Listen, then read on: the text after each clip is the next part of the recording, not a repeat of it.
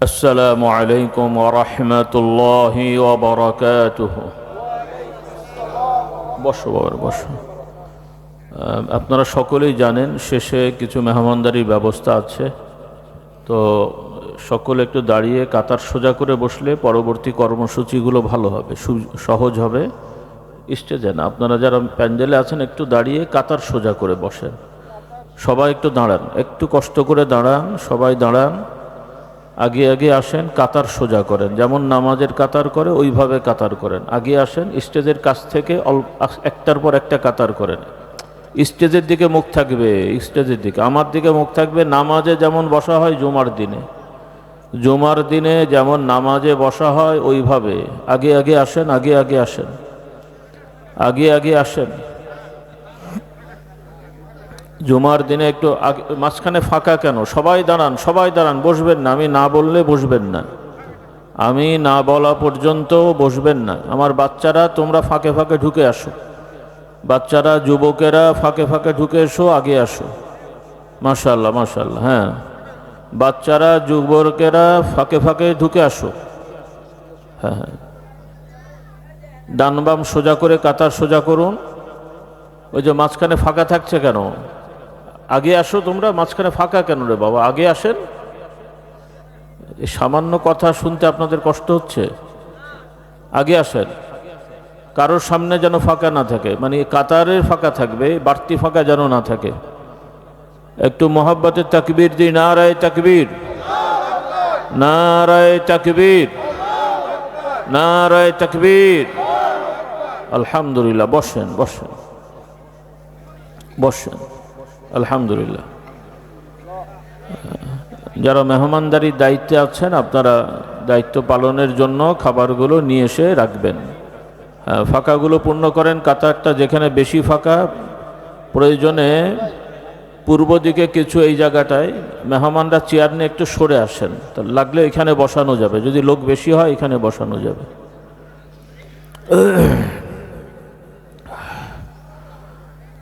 আলহামদুলিল্লাহি রাব্বিল আলামিন ওয়াসসালাতু ওয়াসসালামু আলা সাইয়্যিদিল মুরসালিন ওয়া আলা আলিহি ওয়া আসহাবিহি ওয়া মান তাবি'আহুম বিইহসানিন ইলা ইয়াউমিদ্দিন ওয়া বা'দ।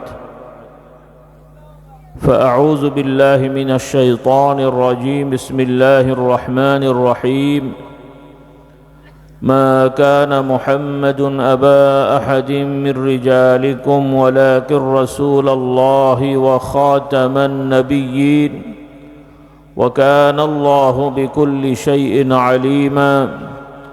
يا أيها الذين آمنوا اذكروا الله ذكرا كثيرا وسبحوه بكرة وأصيلا.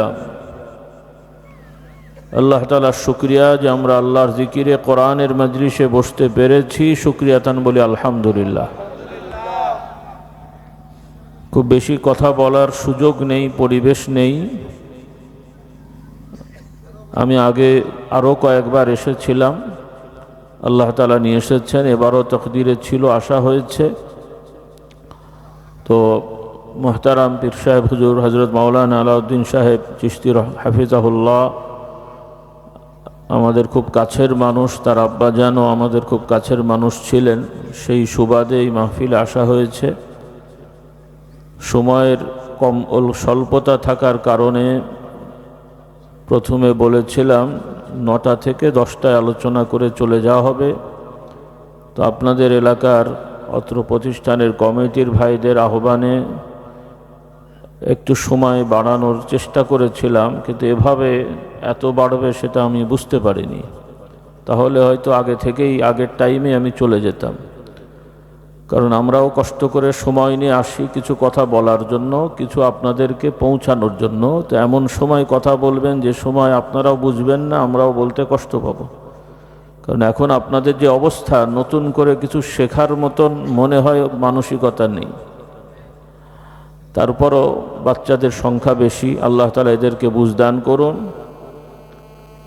এর পাশাপাশি আমরা আপনাদেরকে শেখাবো। যদি আমরাই ভুল শেখাই তাহলে সঠিকটা কে শেখাবে, তাই না?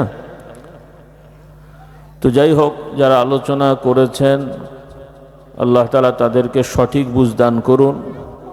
শুধু গতানুগতিক কথা বলতে পারাটাই বড় বিষয় না, আদর্শ নীতি নৈতিকতাটা বড় বিষয়।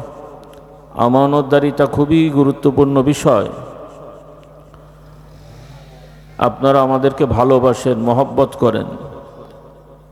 আপনারা যদি জানতে পারেন কোনো ডাক্তার আপনাদেরকে সঠিক ট্রিটমেন্ট দিচ্ছে না, ধোঁকা দিচ্ছে, মন খারাপ হবে না?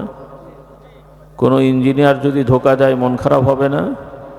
কোনো নেতা যদি দায়িত্বশীল সরকারি বরাদ্দ পেল 1 লাখ, আপনাদের দিল 10,000, মন খারাপ হবে না? তো ওইভাবে যারা আমরা আলেম ওলামা হুজুরেরা আছি, আমরা যদি কোরআন হাদিসের কথা যথাযথ না বলে মন গড়া আপনাদের খুশি করার মতন কিছু কথা বলি, আর পরে যদি জানতে পারেন, মন খারাপ হবে তো নাকি? আল্লাহ তাআলা আমাদেরকে হেদায়েত দান করুন, সবাইকে হেদায়েত দান করুন। তো এই সমস্ত এলাকায় আমাদের পূর্বপুরুষরা এসেছিলেন, কোথাও কোথাও আমার দাদা হুজুর এসেছেন, কোথাও অনেক জায়গায় আমার আব্বাজান এসেছেন, আমিও আশপাশে কয়েক জায়গায় এসেছি, এখানেও এসেছি।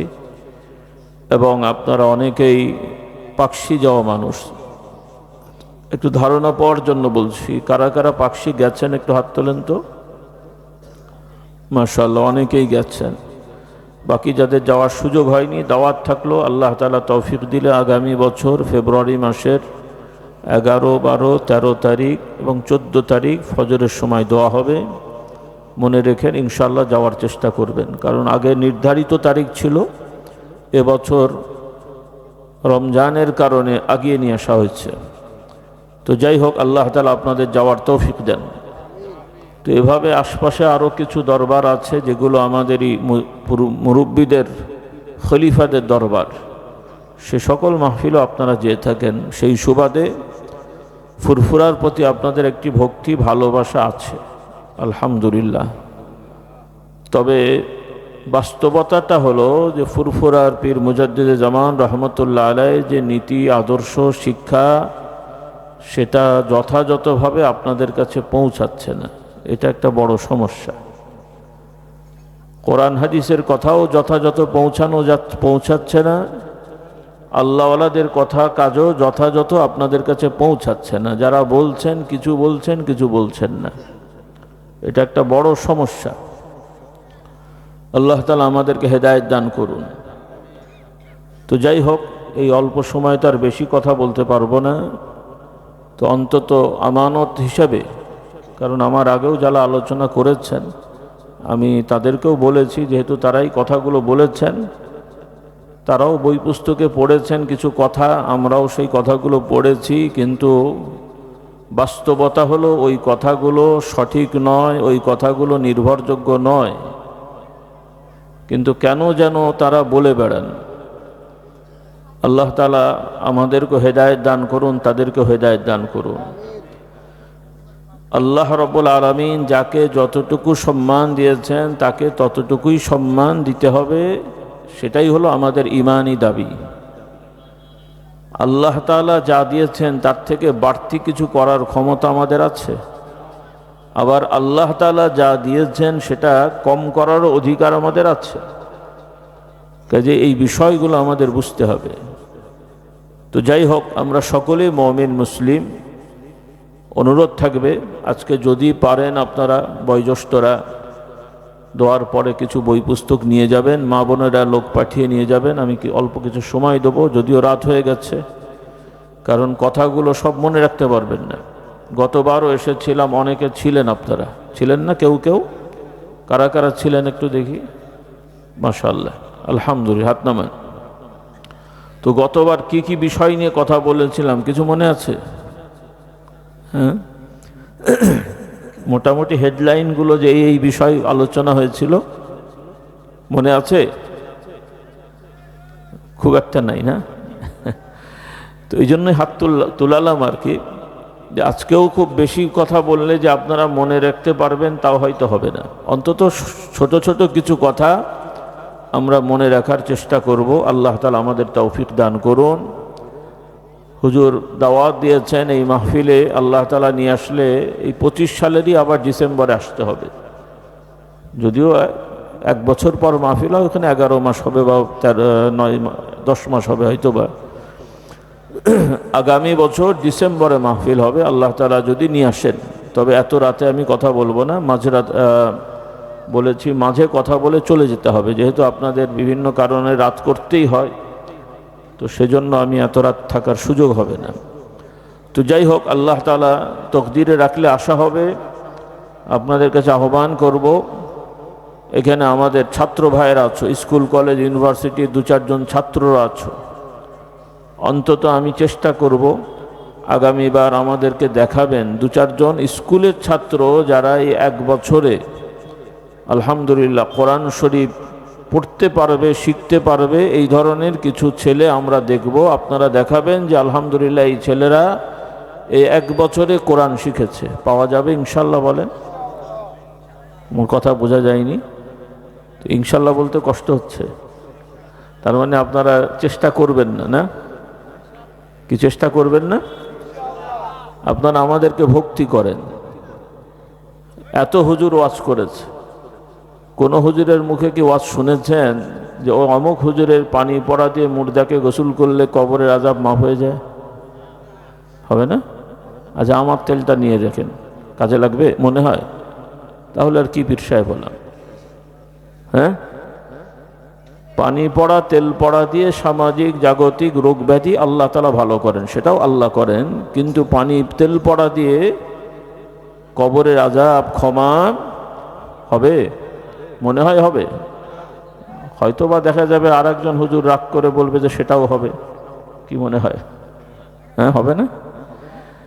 আল্লাহ তাআলা দয়া করলে ইমানদার বান্দাদের দোয়ার ওসিলায় ইমানদার গুনাহগারের কবরে আযাব মাফ করে দেন। বলুন সুবহানাল্লাহ। এটা ঠিক আছে, কিন্তু ইমানই যদি না থাকে তাহলে কি দোয়া কাজে লাগবে? হ্যাঁ, কিন্তু আপনাদের যে ছেলেমেয়েরা যেভাবে পড়াশোনা করে স্কুল কলেজে, আমার কাছে এক ভাই নিয়ে আসলেন, তার ছেলে 10ম শ্রেণীতে পড়ে, এখন পর্যন্ত সে কোরআনও জানে না, ঠিকমতো নামাজও পড়ে না।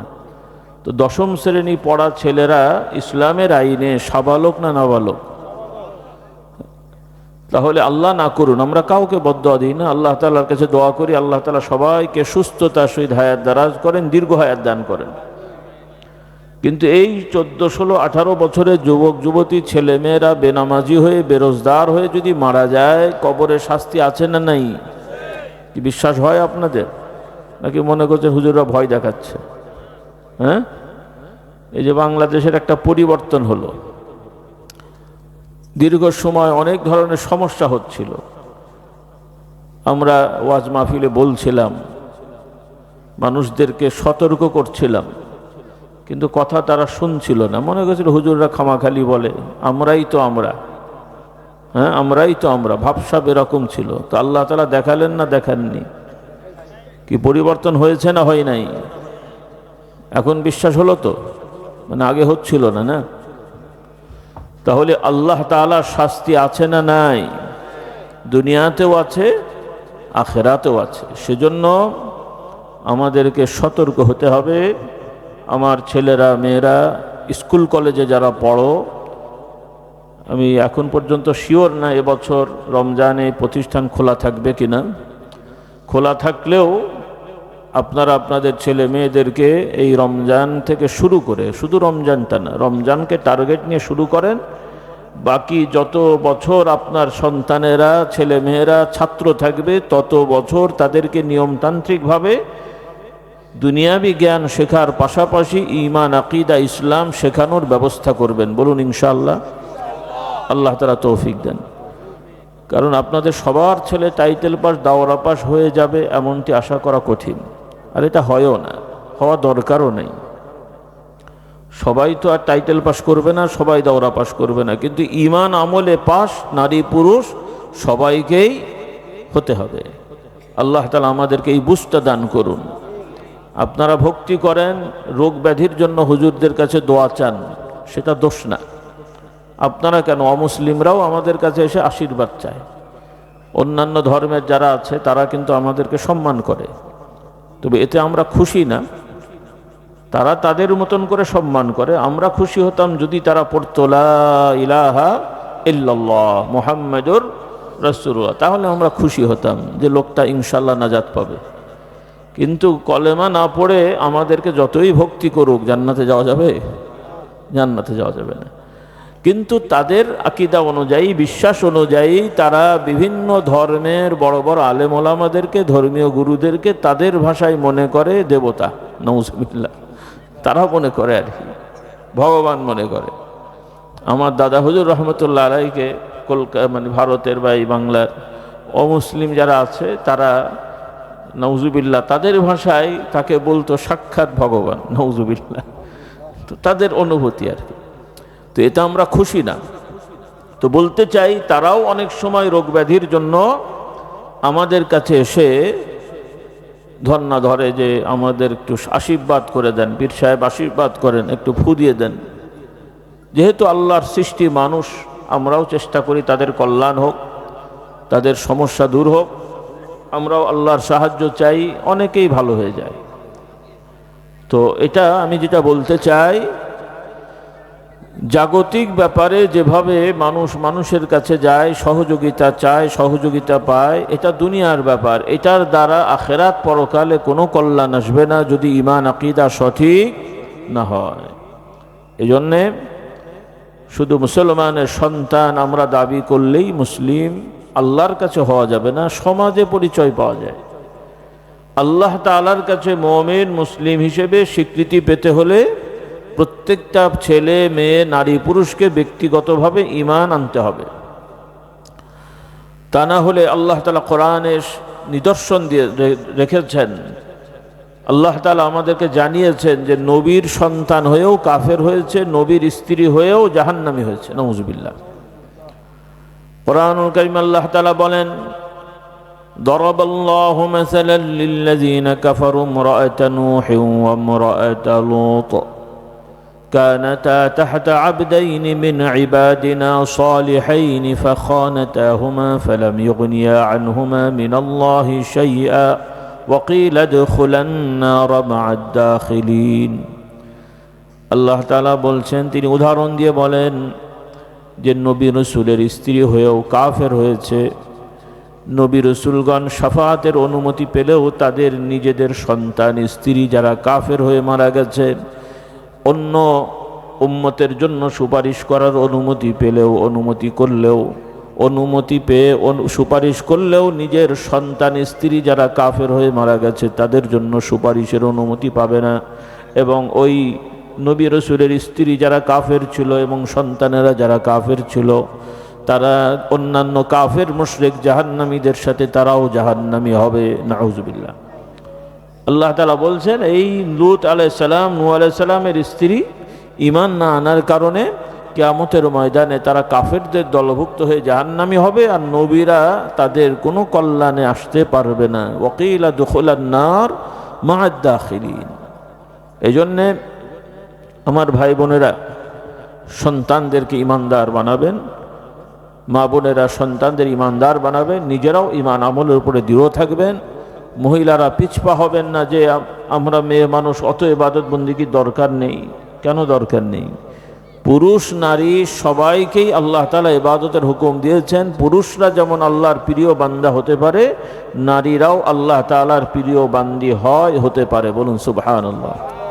কোরআনে আল্লাহ তাআলা দুইজন বিশেষভাবে নারীর কথা উল্লেখ করেছেন, তাদের বৈশিষ্ট্য, সম্মান, মর্যাদা, ঈমানের দৃঢ়তা আল্লাহ তাআলা আমাদের শিক্ষা দিয়েছেন। বলুন সুবহানাল্লাহ। ফিরআউনের স্ত্রী একজন নিজেই রব প্রতিপালক দাবিদার একজন ব্যক্তি, এত বড় জালেম, তার স্ত্রী ঈমান আনার পরে এতই কঠিন শক্তিশালী ঈমানদার ছিলেন তিনি যে আল্লাহ তাআলা তার ঈমানের ঘটনা কোরআনে বর্ণনা করে আমাদেরকে শিক্ষা দিয়েছেন। সুবহানাল্লাহ। ফিরআউনের স্ত্রী সবার জানা,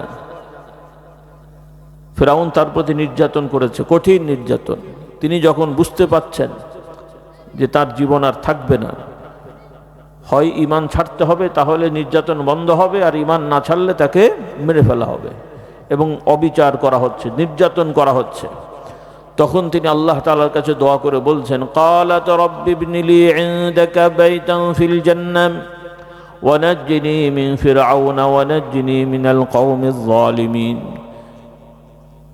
তিনি আল্লাহ তাআলাকে ডেকে বলছেন, হে আমার প্রতিপালক, আমার রব, আমার জন্যে আপনার নিকটে কাছে জান্নাতে ঘর বানিয়ে দেন। সুবহানাল্লাহ। কোথায়? কথা বলছেন না? কোথায় কোথায় বলেছেন বলেন না? শুধু জান্নাত বলল? এই তো বলুন সুবহানাল্লাহ। আপনার আমার মতন দোয়া, আল্লাহ আমাকে জান্নাত দিয়েন, না অত ছোট জিনিস চাননি। আল্লাহ আমাকে জান্নাতে ঘর দেবেন। কোথায়? আপনার কাছে, তথা যেখান থেকে সব সময় আপনাকে আমরা দেখতে পাবো। আমরা আল্লাহকে জান্নাতে কি করব? দেখব, কথা হবে। আল্লাহ তাআলা আমাদের সাথে ইনশাআল্লাহ জান্নাতে দেখা দিয়ে কথা বলবেন। বলুন না সুবহানাল্লাহ। নাকি আপনারা দুনিয়ায় দেখে বসে আছেন? কিছু লোকেরা দাবি করে দুনিয়ায় দেখে ফেলে আল্লাহকে, নাউজুবিল্লাহ। খবরদার না। দুনিয়ায় এই জাগতিক আমাদের এই দৈহিক চোখ দিয়ে আল্লাহ তাআলাকে দুনিয়ায় দেখার কোনো বিধান নেই। স্বপ্নের অনুভব করা সেটা ভিন্ন কথা। স্বপ্নের অনুভবের দেখা সেগুলো আলাদা জিনিস। এই এত রাতে অত কথা বলার নেই। অন্তত আমাদের দৃঢ় বিশ্বাস থাকবে আল্লাহ তাআলা আমাদেরকে জান্নাতে নিয়ে দেখা দেবেন। বলুন সুবহানাল্লাহ। এটাই হলো সব থেকে বড় নিয়ামত। জান্নাতের হুর, জান্নাতের খাওয়া, এগুলো ভালো জিনিস, নিয়ামত। কিন্তু এর থেকেও বড় নিয়ামত হলো ঈমানদাররা আল্লাহ তাআলাকে দেখবে। আল্লাহ তাআলা আমাদেরকে জান্নাত পর্যন্ত যাওয়ার, জান্নাতি হওয়ার যোগ্যতা অর্জন করার তৌফিক দেন। আর এটার জন্য আপনাকে বনে জঙ্গলে যেতে হবে না, বড় বড় মাওলানা হুজুর পীর সাহেব শর্ত না হওয়া, আলেম ওলামা যারা হয়েছেন আলহামদুলিল্লাহ। কিন্তু আপনি যেই পেশাজীবী আছেন, বৈধ পেশা, কি পেশা? বৈধ পেশা। বৈধ পেশা, যে বৈধ পেশায় আছেন, ব্যবসায়ী, কর্মজীবী, চাকরিজীবী, নারী পুরুষ, আপনি আপনার অবস্থানে আল্লাহর প্রতি ঈমান, নবীর প্রতি ঈমান, আখিরাত পরকালের প্রতি ঈমান দৃঢ়তার সহিত রাখেন, আল্লাহ তাআলা ইনশাআল্লাহ কবুল করে নেবেন। আরেকটি আকীদা, বিশ্বাস, আল্লাহ তাআলা এই জগৎ সৃষ্টি করেছেন। কিভাবে করেছেন? কোরআনে এসেছে, সহিহ হাদিসের দ্বারা প্রমাণিত। তবে একটা মুখরোচক কথা সমাজে প্রচারিত, আজকেও বলা হয়েছে। আমি হুজুরকে অনুরোধ করেছি বিষয়টা বিবেচনা করার জন্য, পড়ার জন্যে। যে কেউ কেউ বলেন যে আল্লাহ তাআলা নিজে ইচ্ছা করছিলেন, চিন্তায় ছিলেন যে আমাকে কেউ চেনে না, আমাকে কেউ জানে না, আমাকে যেন সবাই চিনুক, জানুক, ইবাদত করুক, সেজন্য আমি মুহাম্মদ সাল্লাল্লাহু আলাইহি ওয়াসাল্লামকে সৃষ্টি করেছি। এরকম একটি কথা প্রচারিত। এটা খুবই বিভ্রান্তিকর কথা। নিঃসন্দেহে আমাদের প্রিয় নবীর সম্মান, মর্যাদা অনেক ঊর্ধ্বে। কিন্তু আল্লাহ তাআলা চিন্তায় ছিলেন, আক্ষেপ করছিলেন আমাকে কেউ চেনে না, এই ধরনের কথা আল্লাহর শানে আপনারাই চিন্তা করেন, যুক্তি দিয়েই চিন্তা করেন। কোরআন হাদিস তো আমি পরে বলছি। কি মনে হয়? ভালো কথা? হ্যাঁ? আল্লাহ কি আপনাদের দেশের নেতার মতন যে ক্ষমতা দখলের জন্য নেতা হয়? নউজুবিল্লাহ।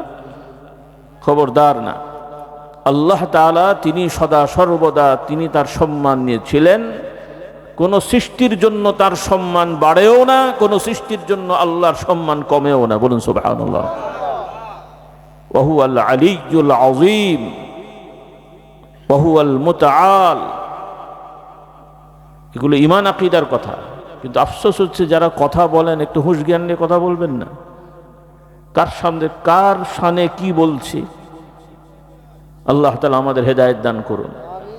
পীরের ভক্তি মহব্বতে কত আদবের সহিত কথা বলেন, তো নাউজুবিল্লাহ, আল্লাহর সাথে আদব লাগে না? নবীর প্রতি আদব লাগে না?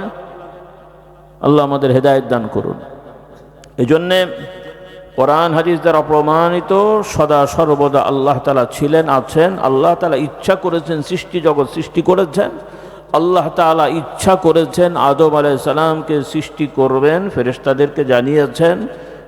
বিশেষ সম্মান মর্যাদা দিয়ে আদম আলাইহিস সালামকে সৃষ্টি করেছেন। সেই বংশে আল্লাহ তাআলা মুহাম্মদুর রাসূলুল্লাহ সাল্লাল্লাহু আলাইহি ওয়াসাল্লামকে শেষ নবী করবেন, তিনি নির্ধারণ করে রেখেছেন। বলুন সুবহানাল্লাহ।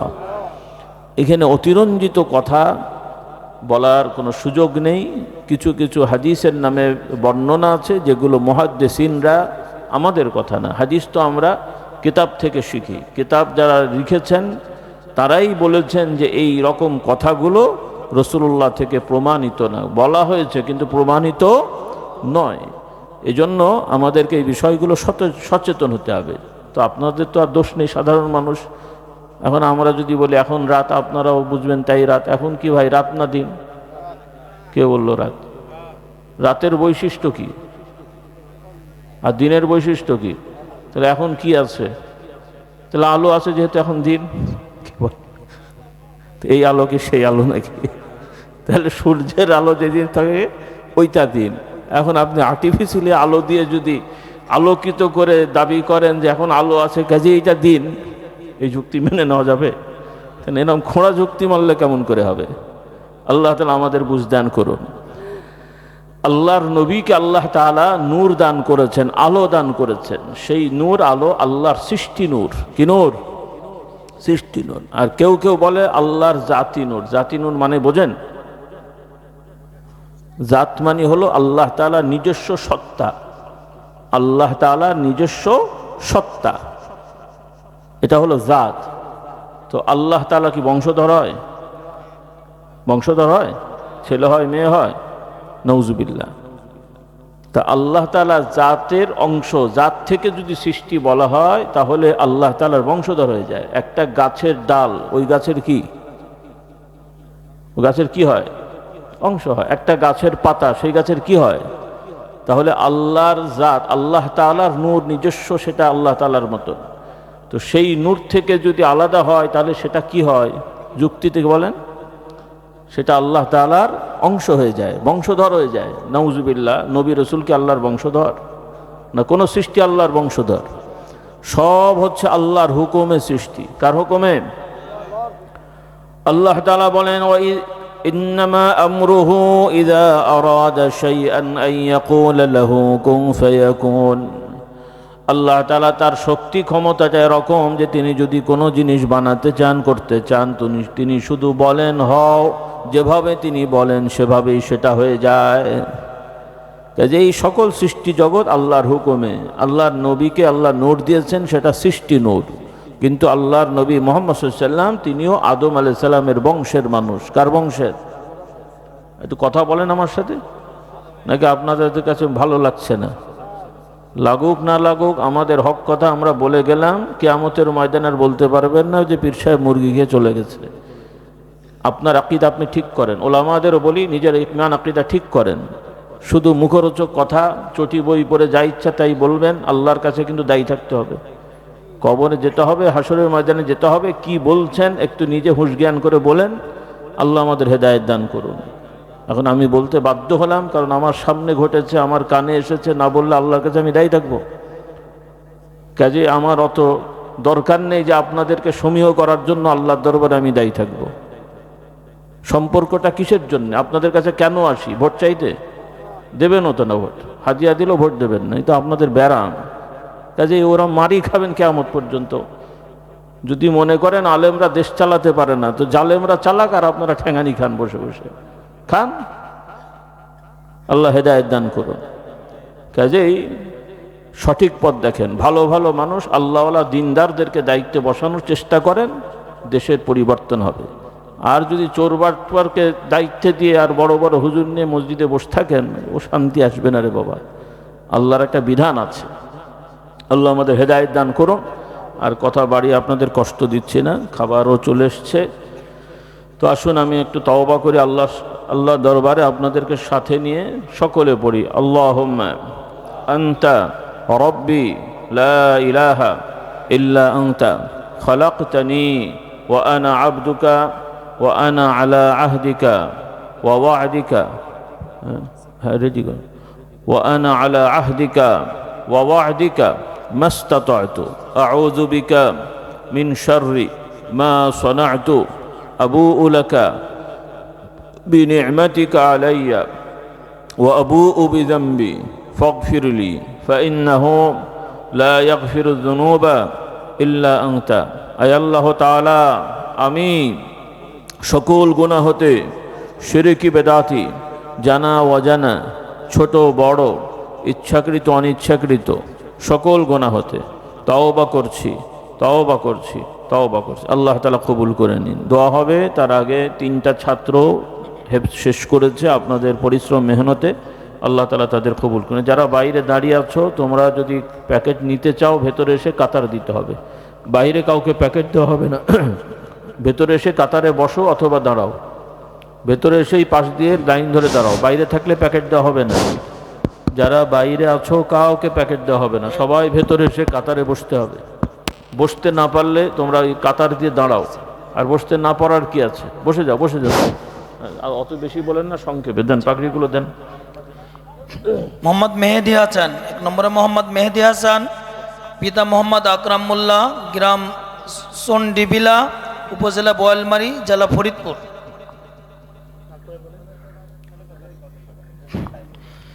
2 নম্বর হচ্ছে মোহাম্মদ وعلى آل سيدنا সাল্লাল্লাহু আলাইহি ওয়া আলিহি ওয়া আসহাবিহি ওয়া বারাকা ওয়া সাল্লাম।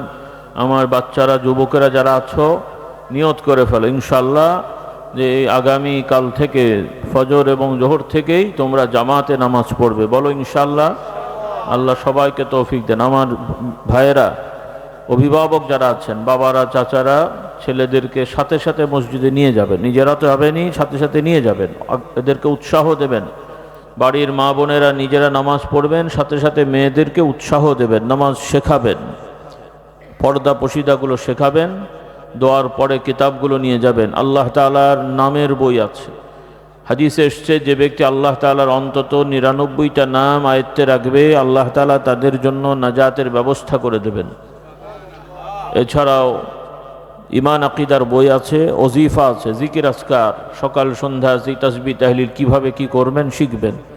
বিশেষ করে আমার ভাইরা ফজরের নামাজ জামাতে পড়ে মসজিদে বসে জিকির আজকার করবেন। রাসূলুল্লাহ সাল্লাল্লাহু আলাইহি ওয়াসাল্লাম শেখান, যে ব্যক্তি ফজরের নামাজ জামাতে পড়ে মসজিদে বসে থেকে কিবলামুখী হয়ে জিকির আজকার করে 2 রাকাত বা 4 রাকাত বা 6-8 রাকাত, কমপক্ষে 2 রাকাত, সূর্য ওঠার পরে 2 রাকাত নামাজ আদায় করবে, মসজিদে বসে জিকির আজকার করবে, তারপরে সূর্য ওঠার পরে 2 রাকাত বা তার বেশি সালাত আদায় করবে। এর ওসিলায় আল্লাহ তাআলা তাদের নামায় আমলে পূর্ণাঙ্গ একটা হজ এবং একটা উমরার সওয়াব দান করবে। কাজে আপনারা চেষ্টা করেন, বিড়ি সিগারেট খাওয়া বন্ধ করবেন, তওবা করবেন, ভালো ভালো জিনিস খাবেন। বিড়ি সিগারেটের পরিবর্তে বেশি বেশি খেজুর, বাদাম, কিশমিশ এগুলো খাবেন, দেখবেন শরীরে শক্তি হবে, ভালো হবে। যাদের ডায়াবেটিক্স আছে খেজুর কম খাবেন, ডায়াবেটিক্স না থাকলে খেজুর খাওয়া যায়, মধু খাওয়া যায়। ডায়াবেটিস থাকলেও অল্প থাকলেও একটা খেলে কোনো সমস্যা হয় না, বা ডাক্তারের পরামর্শ খাবেন, অর্থাৎ বিড়ি সিগারেট খাবেন না। আল্লাহ আমাদের হেদায়েত দান করুন। আর এই প্রতিষ্ঠান মরহুম হযরত মাওলানা তৈয়ব সাহেব রহমতুল্লাহ আলাই তার প্রতিষ্ঠিত, আল্লাহ তাআলা তাকে জান্নাতুল উর্তু মাকাম দান করুন, কবুল করে নেন। এই প্রতিষ্ঠানে যারা জমি জায়গা দিয়েছেন, খেদমত করেছেন, মসজিদ মাদ্রাসায় সহযোগিতা করেছেন, আজকেও যারা করেছেন, আল্লাহ তাআলা সবাইকে কবুল করে নেন। বলুন আল্লাহুম্মা আমিন। তো আর কথা বাড়িয়ে কষ্ট দিচ্ছে না, সবাই বসে যান, যারা খাবার পেয়েছেন বসে যান, যারা পাননি বসে যান। দোয়া হচ্ছে আল্লাহুম্মা আমিন, আল্লাহুম্মা আমিন, আল্লাহুম্মা আমিন। ربنا ظلمنا أنفسنا وإن لم تغفر لنا وترحمنا لنكونن من الخاسرين. ربنا اغفر لنا ولإخواننا الذين سبقونا بالإيمان ولا تجعل في قلوبنا غلا للذين آمنوا ربنا إنك رؤوف رحيم.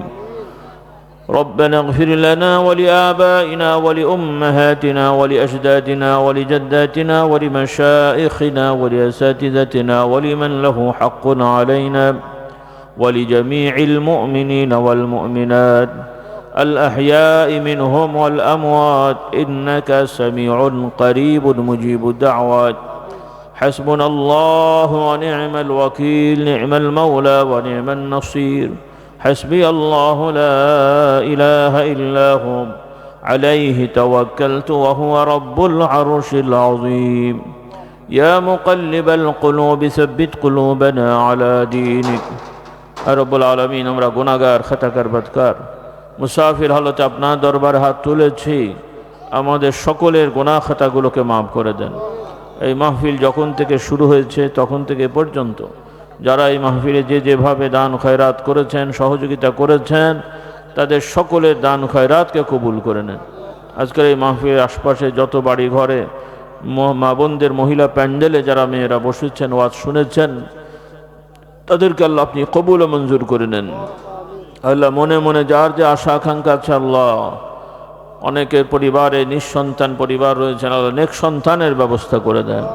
অনেকের ছেলে আছে মেয়ে আকাঙ্ক্ষা, মেয়ে আছে ছেলে আকাঙ্ক্ষা, আল্লাহ দয়া করে প্রত্যেকের মনোপুত সন্তানের ব্যবস্থা করে দেন।